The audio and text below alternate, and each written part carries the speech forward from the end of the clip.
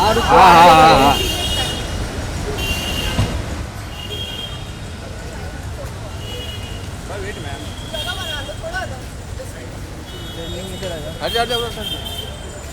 इधर इधर इधर इधर मैडम इधर नीचे उतरो। चलो भाई भाई पीछे आ जाओ पीछे आ जाओ पीछे आ जाओ पीछे आ जाओ। अरे हाथ नीचे आना यार, हाथ नीचे आना। अरे यार कोई नीचे नहीं आ रहा यार। हाँ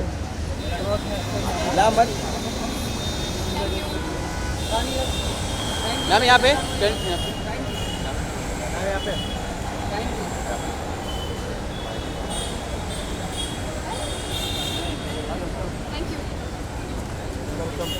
ये अलाउड नहीं है। क्या? Oh, off the joke, know your mind.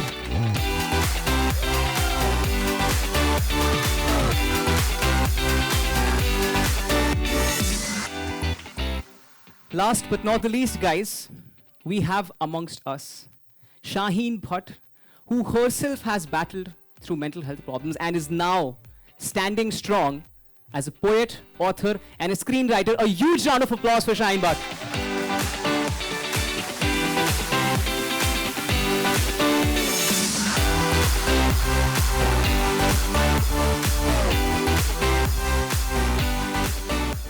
तो अब सारे सवालों की जो कड़ियां हैं उसको जोड़ने के लिए I'll be passing on the mic to Arshi Sethi Shah and I'll see you guys very soon again.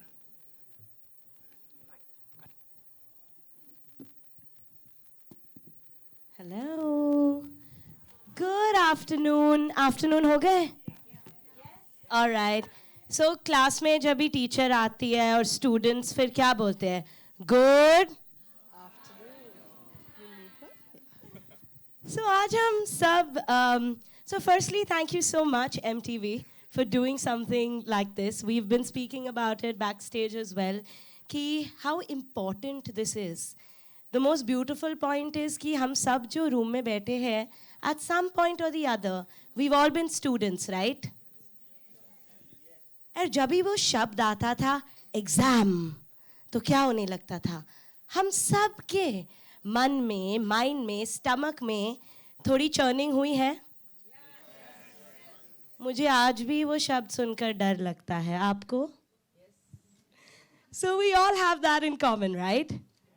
So we're here today to overturn that fear because it is unfortunate that society has equated our self-worth with scores. ये क्या हो गया यार? हम तो सभी इंसान हैं and every human is unique. And that's why I have with us here our wonderful panelists today to shed some light and overturn this perception that number one is great.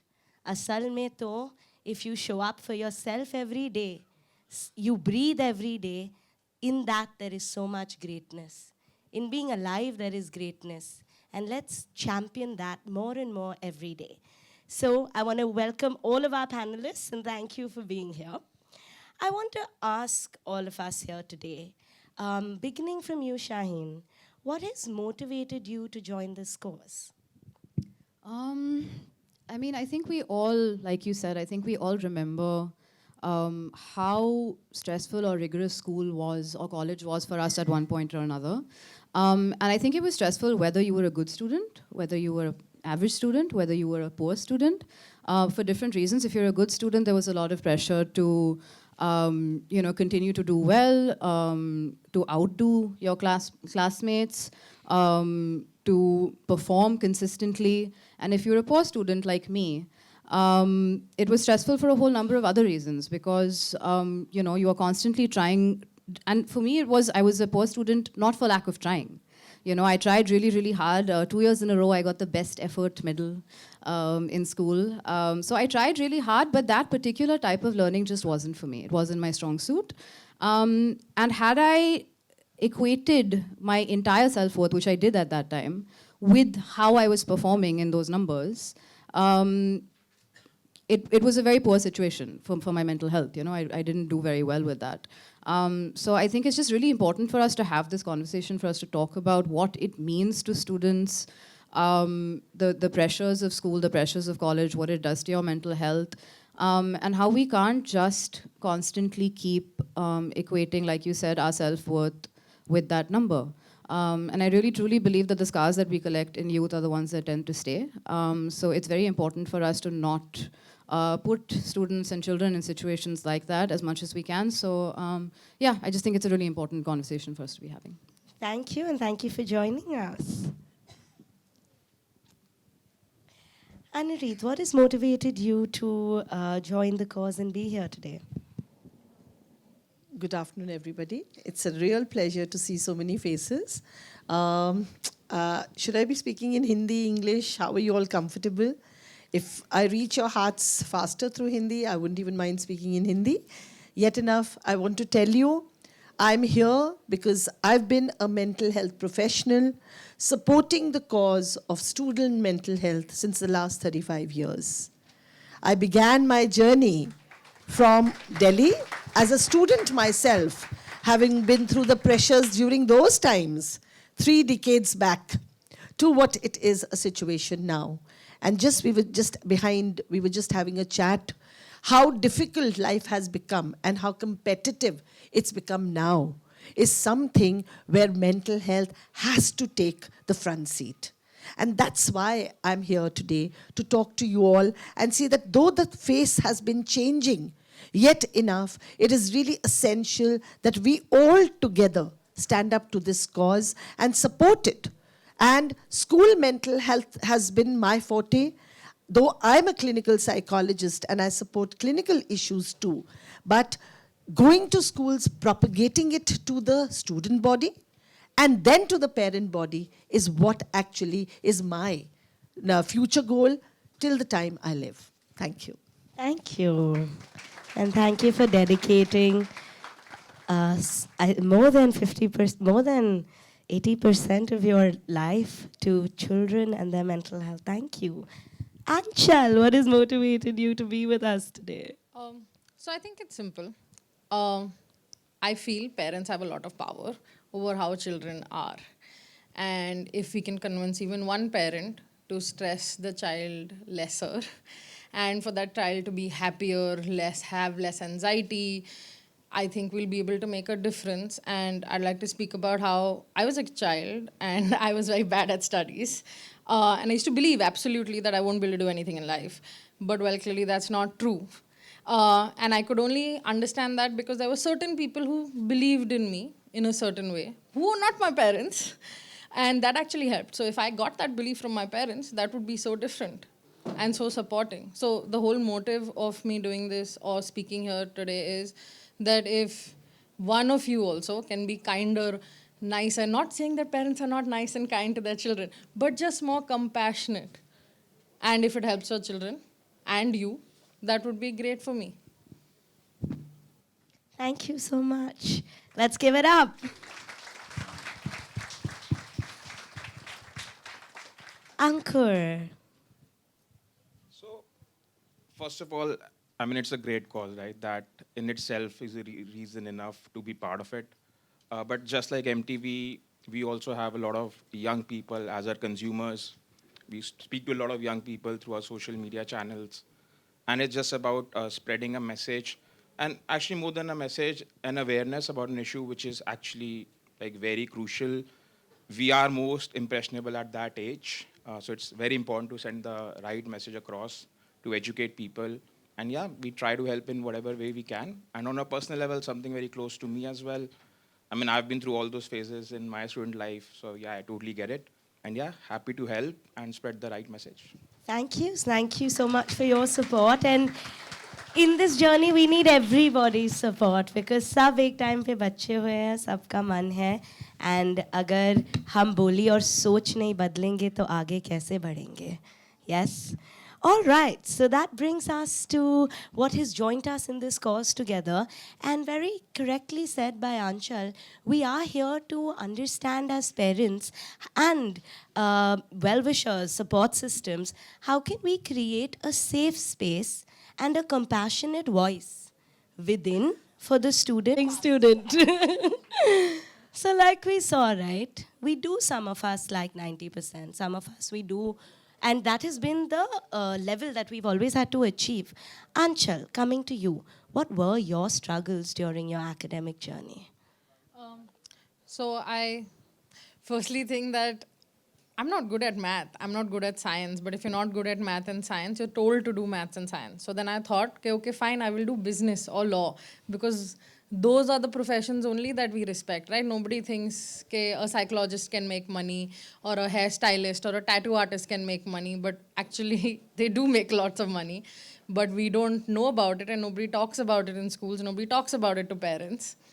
So the struggles that I had were that I was really bad at concentrating in class, and mostly not because I was dumb, but because I came from a very troubled household where there would be fights, where things would happen. And we think, right, if the child is studying in the other room, we are fighting, something is happening, or we are having financial problems, that the child's job is to focus on the studies and it won't affect the child. But in actuality, that affects the child a lot, and that affects the ability that the child has to study. So some of my struggles were around that time. And also studying subjects I really didn't like. Like my strong suit is not writing an exam, it's speaking, which is why I'm trying to speak here. And thank you so much for working on something that is not the most comfortable. Sach to yehi hai ki discomfort, and in discomfort lies our largest growth. So thank you for that. Parents, ek aur question sabke liye. Would we like if our child did everything right? Would they become better, more perfect and successful adults? अगर सही सब सही करते, हम बोलते हैं ना, don't do that, bad girl, bad boy, गलत है. सही करो, सही से बैठो, सही से wish करो. तो if our kids did everything right, वो better humans बन जाते. हमारी इतनी जागृत audience है. I'm loving it. Thank you. So, Anurit, coming to you. Do parents often project their own aspirations and ambitions onto their children? And is that right to do? So it would be a little unfair for me if I'd say that, yes, all parents do it, but mostly parents do that. So many a times you'll hear कि doctor के बच्चे तो doctor बनते हैं, engineer के engineer बनते हैं, artist के artist बनते हैं. And that's how it goes on. Yet enough, the truth is that right or not? We need to understand as parents that children come through us. They don't come from us. They're not supposed to carry on your dreams, aspirations, and what you have actually not been successfully achieved yourself. They are what they are with their own talents, passions, interest, aptitude, intelligence. And we as parents are actually we are supporters for them to go through their life journey in a way so that they first recognize and uncover these talents. They explore their own interests, look at their capabilities and abilities. Many a times we parents keep on struggling with them to make them reach the best scores academically, but they may not be interested. You'll be shocked to know, even now when I do career development with students, I have people coming at the age of 40 years when they want to change their line. They say that I'm an architect, I'm a lawyer, and like she was also just talking about it, you may want to do something and then decide this is not what I want to do. Because your passion and interest may not be there. So as parents, it's a real message for me, from me to all of you, that you may aspire a lot and you may dream. And we can do our own dreams and aspirations, fulfill them even at 60, because we are passionate about it. But please do not force that onto your child. Help your child recognize her own talents and actually explore that and come up and become the best versions of themselves. That's my real plea to all of you. Thank you so much for that. That was beautiful. Children come to you, not from you. And to somebody who's been very close to me personally and also professionally, somebody I admire for the human being she is, my next question is to you, my mental health champion. Your parents have had a prolific film career, and mom herself has been an actor in many celebrated movies. Much of your environment is also focused on visible success, you know. I mean, who understands it better than you? Seeing people day in and day out, which the limelight cannot get enough of. Did you, Shaheen, ever feel the pressure to achieve, you know, extraordinary feats, awards, or feel like replicating your parents' success? Yeah, I think definitely at one point or another. But I think like any child, because I think that's what we're talking about, primarily the thing that I wanted the most was to make my parents proud. Every child has that, right? I want my parents to be proud of me. I want them to feel good about the things that I'm doing, that I have done. And at that time, when I was in school and when I was in college, I think the only way that I felt I could achieve that was by doing well in school, by doing well in college, by acing my exams, by proving myself to be intelligent, by proving myself to be hardworking. And every time I fell short of that, it felt really bad. It felt horrible. And I was very lucky. My parents were really, really balanced about my academic journey. My mom always told me, she said, as long as you do your best, any outcome is absolutely fine. They never pressured me to be a top-ranking student in that sense. So I was very lucky, but it didn't, as much support as I got from them, that deep need, that desire within you doesn't really go away. It stays with you. And I just feel quite sad for myself as a child now when I look back, because I don't think any parent, when you hold your baby, I don't think you look at them and think, I will only be proud of you if you are a top-ranking student. I don't think any parent thinks that. And I think what happens is we get just very caught up in certain ideas of success.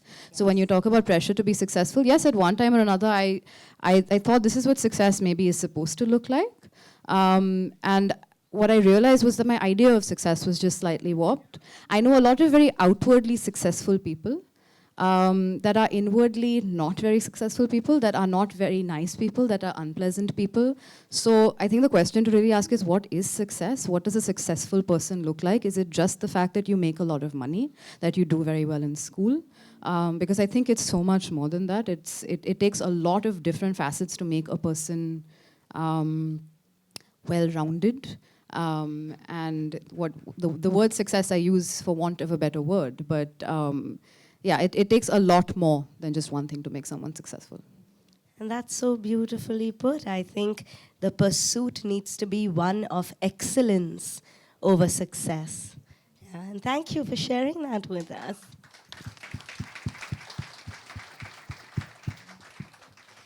अंकुर सबको दही शक्कर खिलाने वाले.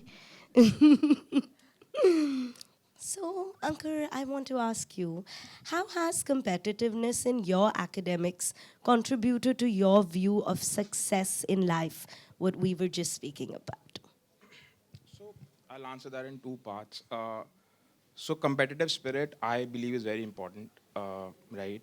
It's always important to strive for the next thing, to be the best version of yourself. And the second part is coming back to the core theme of the campaign. My issue is with, I mean, what do we define education as? Is it getting good marks? Is it me knowing 10 chapters of history, 10 chapters of geography? Or is it me building my foundation? Because when I'm at the student age, I'm building my foundation for what I will become as a person, down the line. So education for me is building that strong foundation, trying to understand, and it's okay to fail, right? I mean, if we are always winning, we'll never learn. And even at Epigamia, I mean, this cup did not come out right the first time. It took many tries, right? So I mean, it's okay to fail. You relearn, you redevelop, and then you strive to be the next best thing that you can be. So yeah, I mean, so my struggle was essentially on that, on what is education essentially, and how do I sort of incorporate the right essence of education. And so whenever I speak to any of my nephews or nieces, this is what I try to tell them as well. Like, do not worry about which college you're going. Do not worry about whether you want to take science or commerce. Think about what you want to do, and try to be that person, and learn from the environment, learn from your colleagues, from your parents, everyone around you.